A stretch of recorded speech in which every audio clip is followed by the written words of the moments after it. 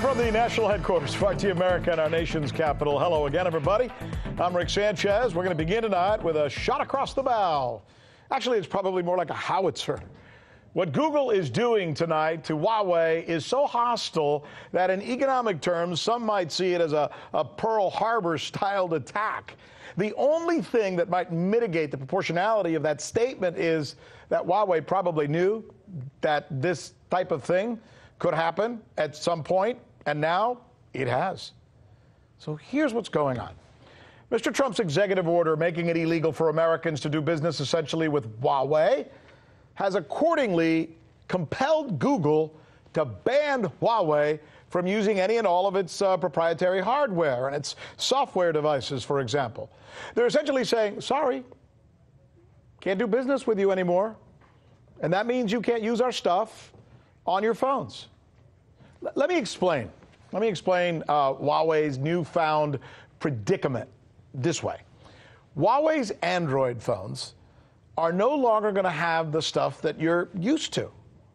The Google apps, the Play Store, the Android updates.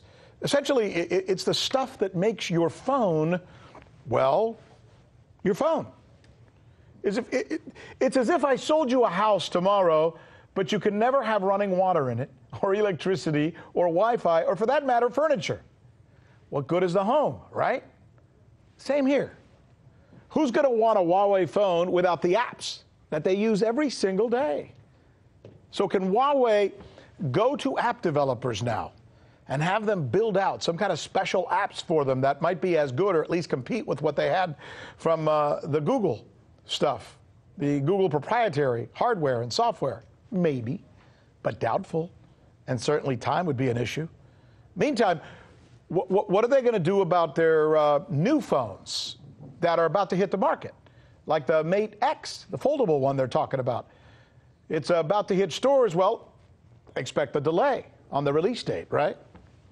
So will this that I just described, this shot across the bow, force China to the bargaining table to come up with a new trade deal with the United States? In fact, will this make them so desperate that they'll now be willing to give in on just about anything as long as Huawei can get a respite of some kind from these sanctions?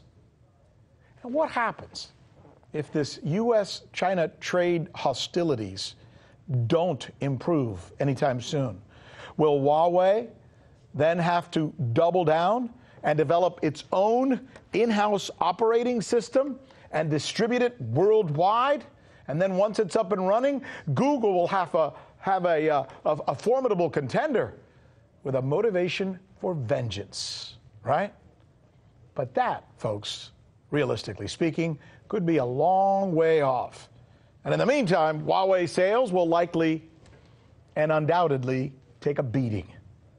This is more than a tech story or an econ story. This is something that could end up affecting millions and millions and millions of people all over the world, or who knows if China will now retaliate in some way. That's why on this show, night after night, what we do is we try to drill down on these stories.